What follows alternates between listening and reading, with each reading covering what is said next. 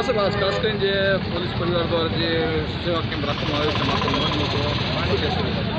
આજે પશ્ચિમ કચ્છ પોલીસ દ્વારા અહીંયા મિર્ઝાપર ચોકી ખાતે એક સેવા કેમ્પનું આયોજન કરવામાં આવ્યું છે.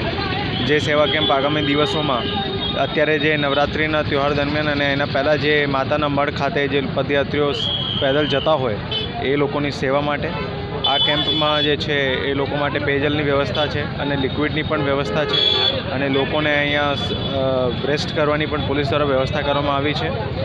આ પૂરી વ્યવસ્થા જે છે લોકોને સેવા કરવા માટે અને જે પદયાત્રીઓ અહીંયાથી નીકળતા હોય એ લોકોને કોઈ અવગડતા નહીં પડે અને આખી યાત્રા દરમિયાન એ લોકો શાંતિથી અને સુખાકારીથી યાત્રા કરે અને માતાના દર્શન માટે અને માતાના આશીર્વાદ લેવા માટે પહોંચે. આ ભાવથી પોલીસ દ્વારા જે છે આ સેવા કેમ્પ ચાલુ કરવામાં આવ્યું છે.